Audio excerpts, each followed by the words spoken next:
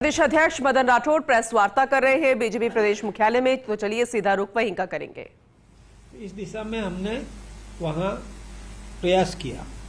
फिर जब साथ बैठते हैं लोकसभा क्षेत्र के अनुसार अलग अलग जब बैठे तो उसमें उस लोकसभा क्षेत्र के अंदर विभिन्न विधायक 8 होते हैं या जिन्होंने चुनाव लड़ा, वो सब आपस में बैठ करके और ये प्रयास करते हैं कि हमने क्या और अधिक किया पाया, जो हमको सरकार से इलाके के विकास के लिए करना चाहिए वो हमने किया कि नहीं, उसका लेखा जोखा करते हैं।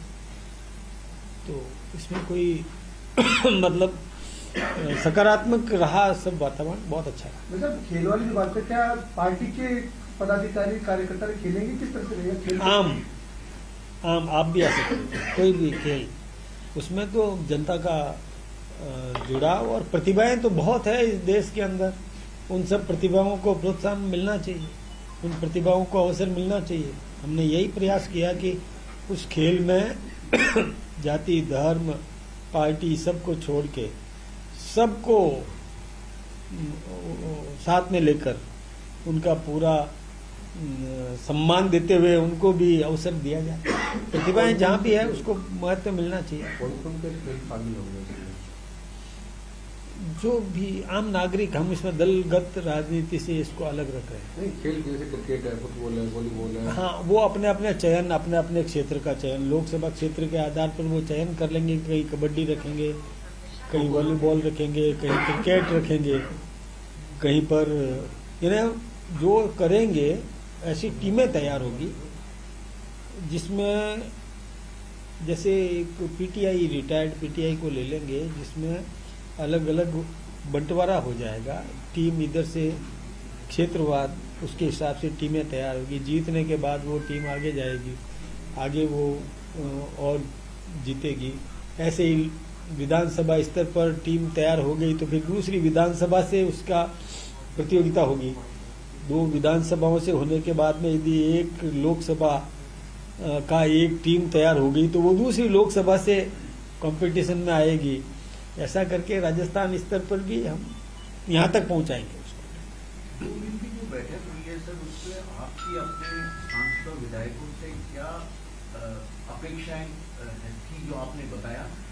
उन्होंने आपसे कुछ अपनी ओर से कुछ बातें बताई होगी कि रेगुलर मीटिंग या उनकी बात सुनी जाए, क्या?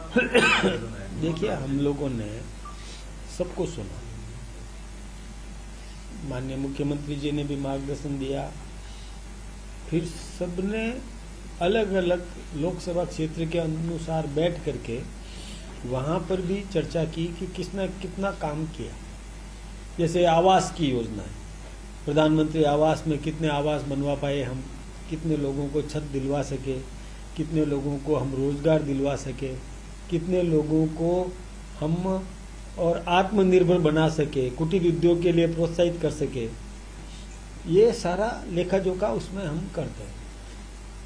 कहीं पर भी आपस में तालमेल ढंग से हो, विकास में सब सहभागी बने, इसका प्रयास हम सब ने किया।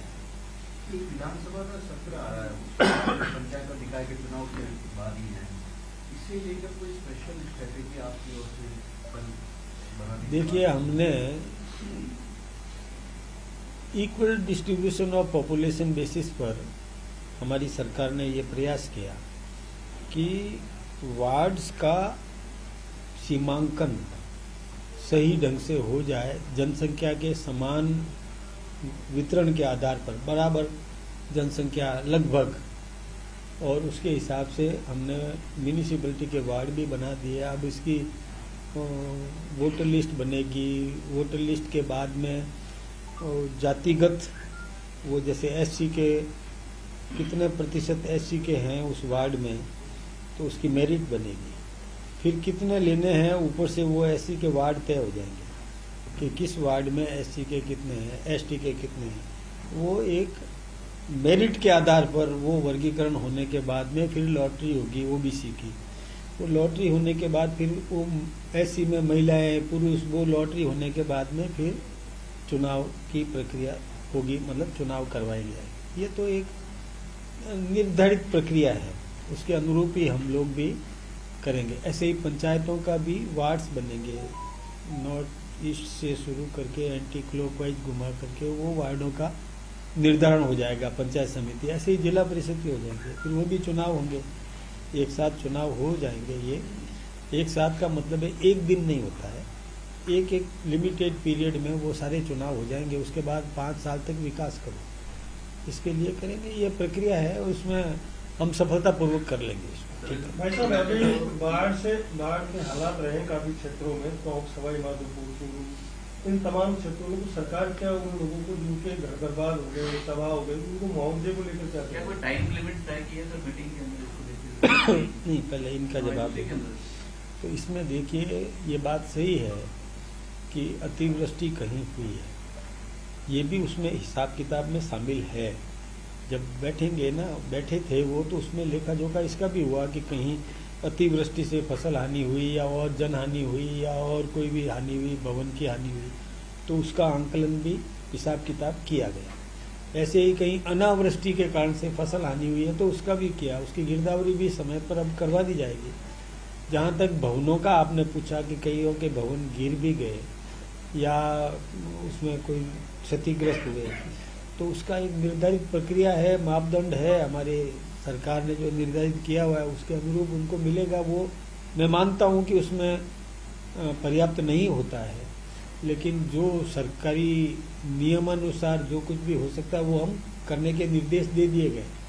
मुख्यमंत्री जी ने भी निर्देश दे दिए। आज भी मुख्यमंत्री जी रिव्यू मीटिंग अभी कर रहे हैं, अधिकारियों के साथ बैठ करके कर रहे हैं कि कोटा और उस क्षेत्र के अंदर वहाँ पर सेना भी भेजी गई, कुमुक भी भेजा गया, सहायता भी भेजी गई, लोगों को सुरक्षित स्थानों पर पहुंचाने की व्यवस्था भी की गई। और वो मैं धन्यवाद देना चाहूँगा कि हमारी सरकार ने व्यवस्थित तरीके से सब काम किए हैं और सबको